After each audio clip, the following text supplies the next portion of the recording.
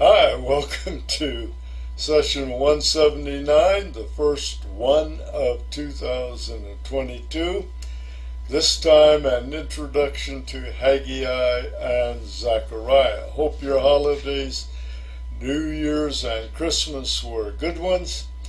And we're going to get right into the study, continuing our session, our COVID began session, and we'll get on with it while I mumble and stumble around. Waiting for the first time I sneeze, waiting for the first time I cough, waiting for the first time I fumble on words in 2022. Bound to happen today. Well, I'm looking at Haggai and Zechariah. They're two of the last three books of the Old Testament, Malachi being the third one, of course. These are all post-exile. They are after the return of people from the Babylonian captivity.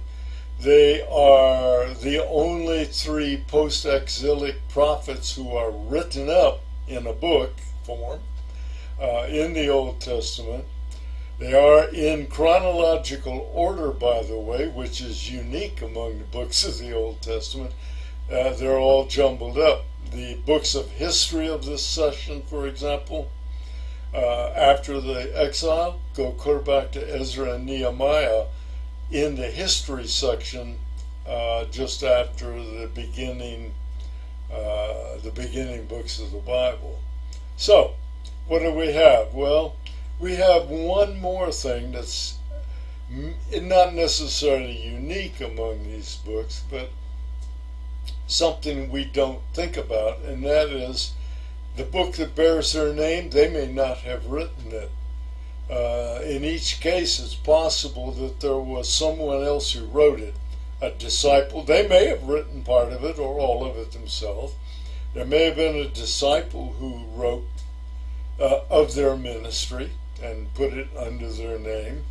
Or it may have been a later person that came along and says, we can't have this gap in our history, so they wrote these particular books. As a matter of fact, in some cases, it's believed that maybe two or more people contributed to the book. But, there are some differences, but they're still exciting books, they're still important books. Each of these three minor prophets centered on messages that were relevant to the situation they faced. I don't think that's unusual for a prophet in general, but in this particular case it's obvious they were dealing with the post-exilic times. Haggai, for example, preached only for 4 months. We have some, within the book, some very specific dates given, so we know how long at least the recorded version of his work lasted. And that was 4 months. Not one message. There were 4 messages, but not one a month, because the last 2 messages were given on the same day. A little bit of trivia. Zechariah started preaching about a month or two, a couple months after Haggai began, and he preached for at least 2 years, maybe even up to, he may have had some part in material about 50 years later, almost 50 years later. So his book looks like 2 pieces. First part around 520 BC, the last part around 450, 60, 70 BC, much later. They both began preaching in 520 BC, about 18 years after the first exiles returned in 538. And by the way, Haggai and Zechariah both returned in 538, along with Ezra and his bunch. The two had a major stake in motivating the returnees to rebuild the temple that Nebuchadnezzar had destroyed, Solomon's temple. Malachi, as we said, was later, over 100 years later, or no, about 80 or 90 years later. Haggai was no-nonsense preacher. He had one goal: get in their face and get them to build the temple. We see that in verses 7 and 8 of chapter 1 of Haggai. Thus says Yahweh, consider your ways, speaking to the people of Judah who had returned. Go up to the mountains, bring wood, rebuild the temple, that I may be pleased with it and be glorified. Zechariah was right in there. As I said, he started about 2 months later, and in keeping with Yahweh's desires. Zechariah 1 verse 3. Therefore say to them, thus says Yahweh, return to me, declares Yahweh, that I may return to you. So Zechariah was also concerned with returning to God. He was concerned with Israel, or in this case Judah's, repentance and returning to obedience to God. So Zechariah's interests were a little broader than Haggai's. They're both mentioned in Ezra. Both Ezra and Nehemiah speak about these times, and they appear in both these books. Ezra 5:1, for example, says, when the prophets Haggai, the prophet, and Zechariah, the son of Iddo, prophesied to the Jews who were in Jerusalem in the name of Yahweh, who was over them. Well, there's number one cough. We can get that out of the way, right? And in Ezra 6:14 says, and the elders of the Jews were successful in building through the prophesying of Haggai the prophet and Zechariah son of Iddo, and they finished building according to the command of Yahweh and the decree of Cyrus, Darius, and Artaxerxes, kings of Persia. Well, so both of these prophets were among the first exiles to return with Ezra 538 BC. But there were also a couple of other important actors that we're going to see, both in Haggai and Zechariah, but a bigger role in Zechariah. First one is Zerubbabel, who was the governor appointed by Cyrus, and Joshua, the high priest. Zerubbabel was not a king. He was of the line of David, it turns out. We'll discuss him a little bit further down the line. Now, let's go back and look at Ezra chapter 2, the first couple of verses. It said, these are the people of the province who came up out of the captivity of the exiles, whom Nebuchadnezzar, the king of Babylon, had carried away to Babylon, and returned to Jerusalem and Judah, each to his city. These came with Zerubbabel, Yeshua, that's Joshua, Nehemiah, and others, and of course we include Haggai and Zechariah in that group. The return came through the generosity of King Cyrus, king of the Medes and Persians, who had conquered Babylon, destroying Babylon's power. We need to take a look at that setting, because Cyrus was an interesting player in this. Cyrus made a decree, so we'll take a look at Cyrus's decree. As king of Medes and Persians, that meant his decree was absolute, couldn't be changed. And he gave the reason for ending the exiles. He ended the exile, and he gave a reason for it. And we'll see Yahweh's hand in Cyrus' decision, which is also another interesting characteristic of our God. Ezra 1, the first 4 verses. Now in the first year of Cyrus, king of Persia, in order to fulfill the word of Yahweh by the mouth of Jeremiah, that was the Jeremiah prophesying about the 70-year captivity, the Lord stirred up the spirit of Cyrus, king of Persia, so that he sent a proclamation throughout all his kingdom and also put it in writing, meaning it was a decree. So God was responsible for Cyrus's moving. Let's see that Cyrus actually understood that. So we continue reading. Thus says Cyrus, king of Persia, the Lord, the God of heaven, has given me all the kingdoms of the earth. So Cyrus knew where his success had come from. God had helped Cyrus be king of that part of the world. He has appointed me to build him a house in Jerusalem, which is in Judah. Who built the last temple? Solomon, a king. Who is going to be sure this temple gets built? Cyrus, a king, but a foreign king.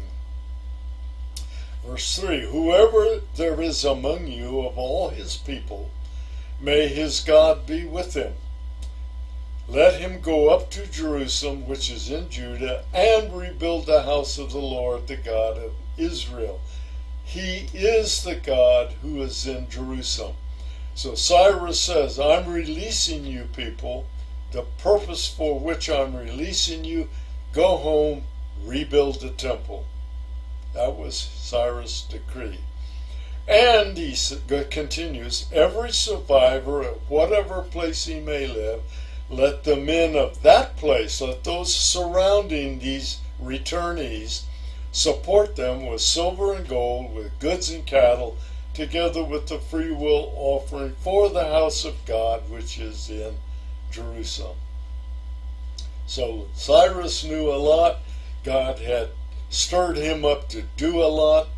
Notice several things. God chose Cyrus. God put it in Cyrus' heart to end the exile. Cyrus knew who Yahweh was. Cyrus knew who had given him his power, influence, and success. Cyrus knew it was Yahweh who called for him to make this decree, and he was obedient to what he knew. Sounds like a believer, doesn't it? Well, we're not convinced that Cyrus was a believer, but he knew about this God, and he was obedient to God. So just what did he decree? Well, let's review it.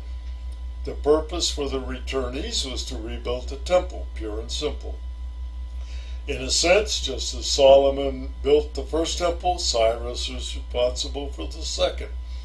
Cyrus called for neighbors of the returning Jews to assist them with material goods and wealth, just as the Egyptians generously gave of their wealth and belongings to the Israelites to get them to leave during the Exodus. So this, in a sense, was a return, an exodus from captivity, if you want to say it that way, and had some characteristics similar to the first Exodus, but yet quite different. But Cyrus then took an additional step. Let's look at verses 7 and 8 of chapter 1 of Ezra. Also King Cyrus brought out the articles of the house of the Lord, which Nebuchadnezzar had carried away from Jerusalem and put in the house of his God. So Nebuchadnezzar took all the valuables out of the temple, took them to his own temples and put them there. Cyrus says, no, get them out of here, send them back to Jerusalem. Verse 8, and Cyrus, king of Persia, had them brought out by the hand of Mithridates, the treasurer, and he counted them out to Sheshbazzar, who was one of the early leaders, secular, if you please, leaders of Judah. He was called the Prince of Judah. So, question. Out of the first group of returnees, there were only about 50,000, it seems. Why would any Jew not want to return?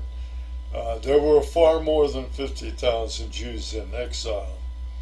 I'm not familiar with the actual number, but there were a lot of them who did not want to return.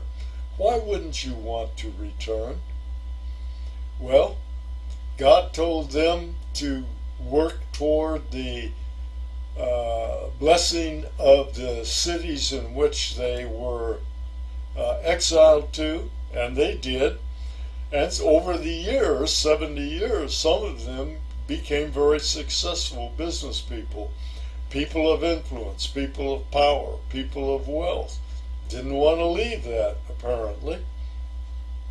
There was some criticism in Scripture in a couple of spots of those who did not return. While these other guys wanted to stay in their comfort zone, what kind of a situation would the returnees step into? Well, pre-exile prophets have painted a rosy picture of what it would be like when you return. Prosperous, joyous. But Ezra and Nehemiah found otherwise when they came back. There was hostility from the neighbors, the Samaritans in particular. There was opposition from non-exiled Jews who had some measure of power over those 70 years. And then there was instability within the returnees themselves, who had their own desires that went away from building and rebuilding the temple. And the returnees seemed unable to cope with all of this opposition. So we don't realize, though, what price they had paid. And when you look at the price they had been paying in captivity, you would think they'd want to undergo anything to get back to what the pre-exile prophets had laid out as a prosperous, joyous nation. First of all, when they were led into captivity, they were taken out of their homeland. So whatever land they had, whatever they knew for their entire life was gone.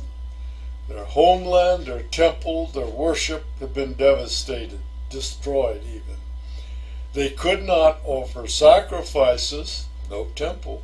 They couldn't appropriately celebrate the ceremonial feasts because they couldn't get to Jerusalem. They couldn't offer sacrifices. There was no Day of Atonement activities that can be conducted. No sacrifices, no temple again. They had no sacred center. Jerusalem and the temple were gone to them. They had previously thought the temple was inviolable because of the presence of God. And God had warned them that he could leave at any time because of their sin. And when he did, Nebuchadnezzar destroyed the place. So, in a sense, there was no longer the presence of their God among them as there had been in Jerusalem. So everything that was meaningful to them in terms of spiritual life, religious life, secular life, all of that was gone. Everything was new, everything was foreign. And there was one other thing. In that time, in those cultures, they believed that their success in war, for example, was based upon the strength of their God.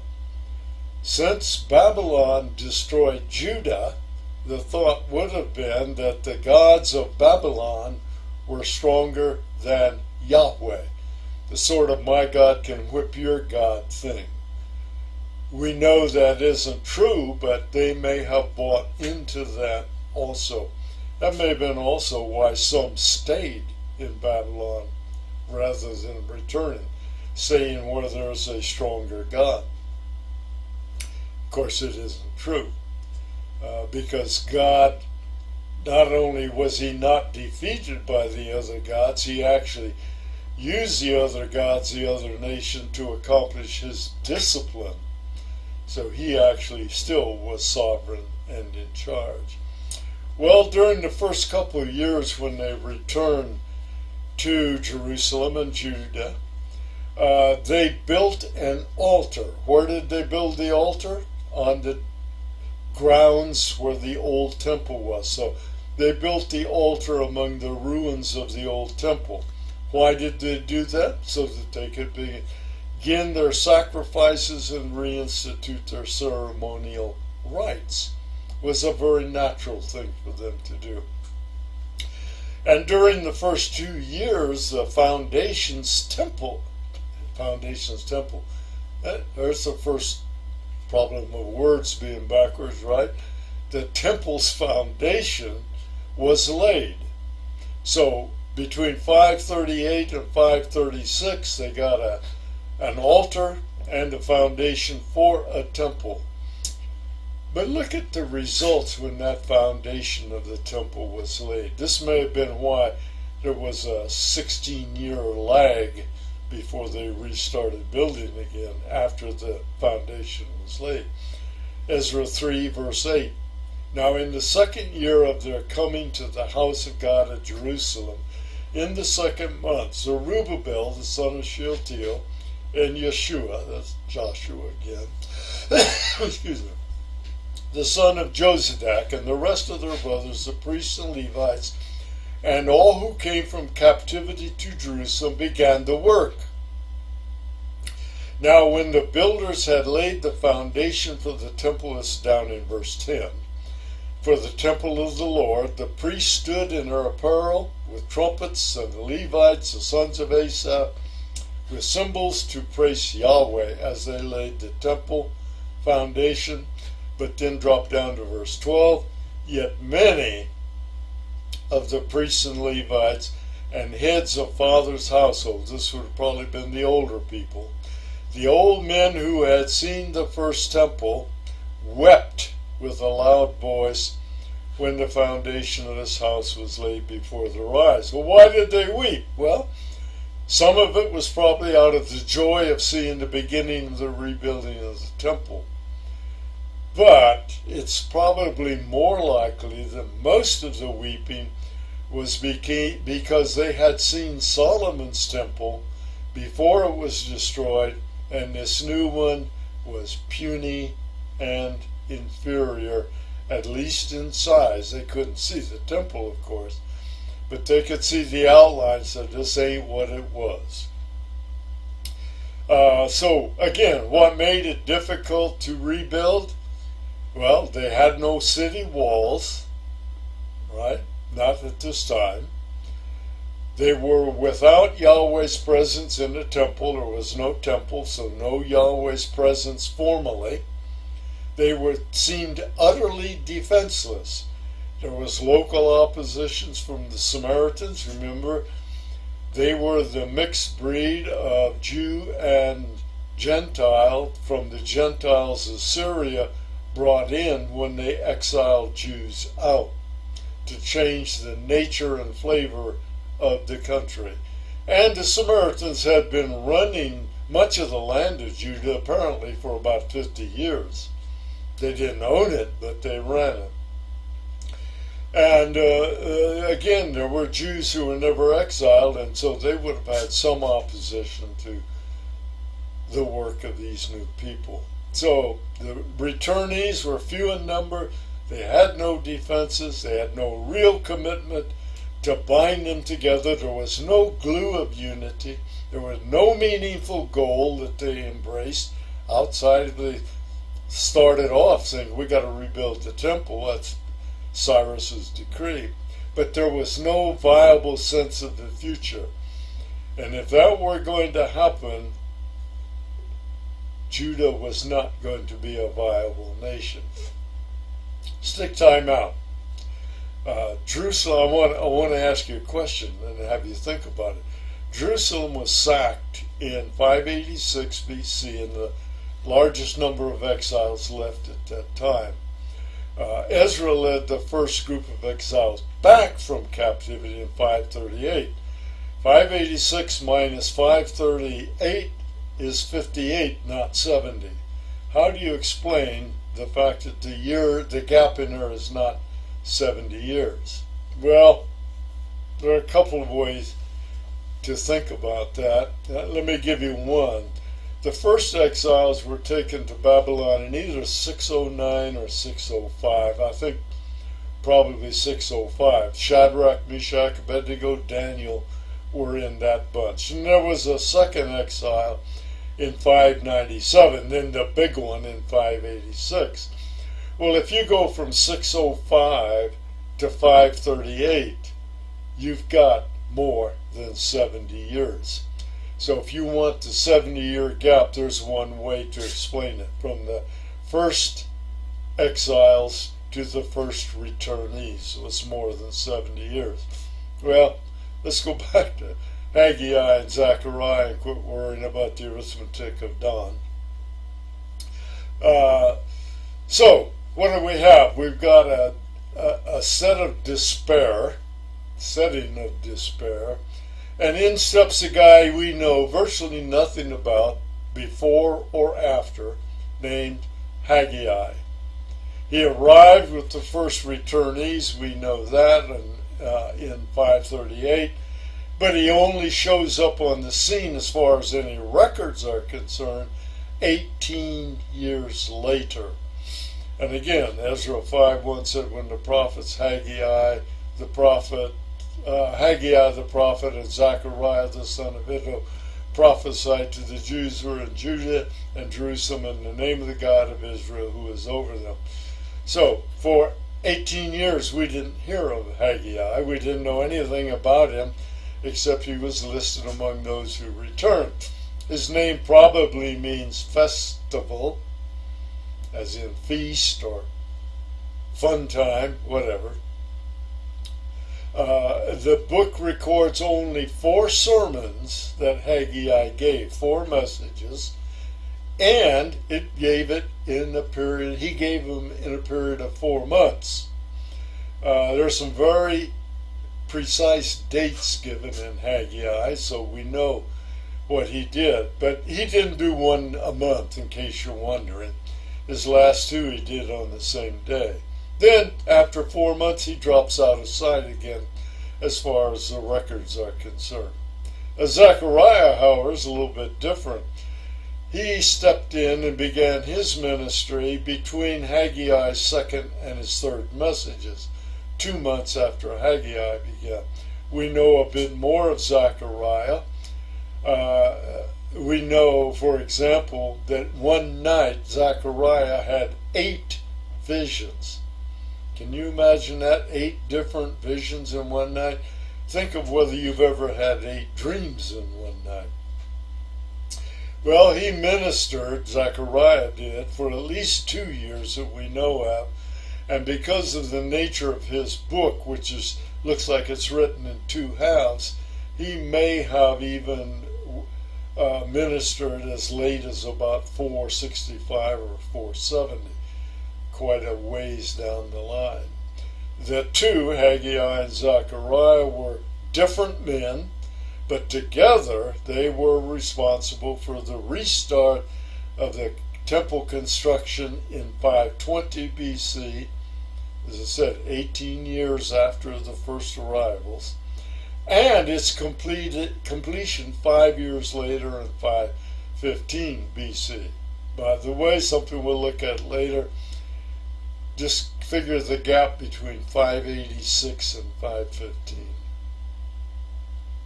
Do the arithmetic.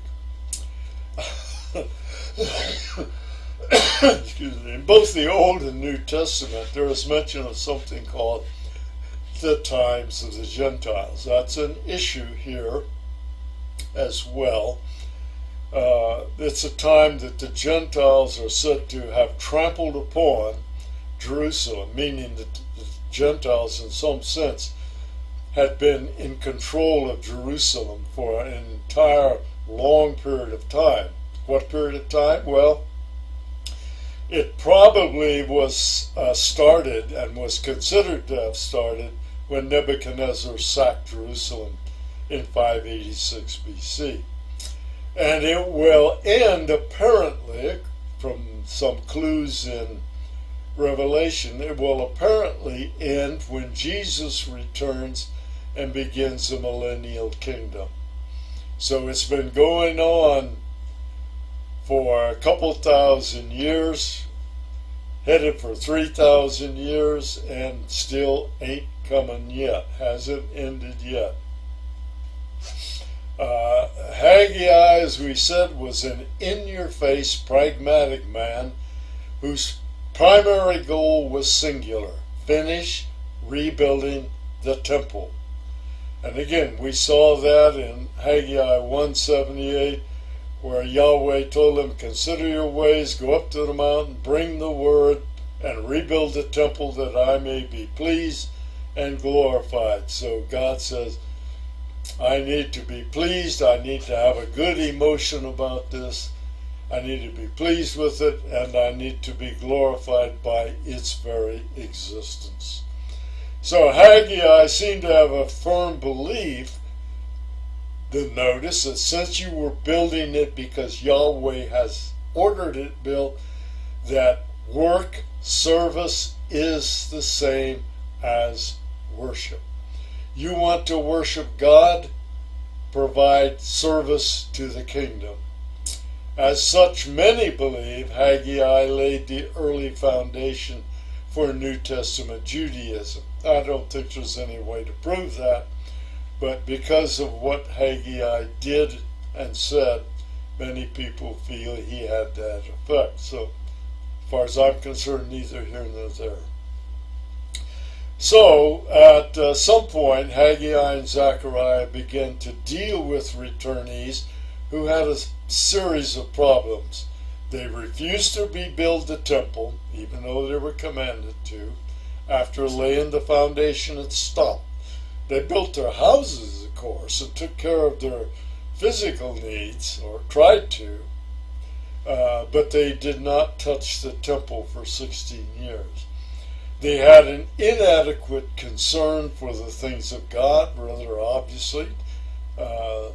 Obedience wasn't one of the things they had a concern for. And we know as a people they were coming undone at the seams.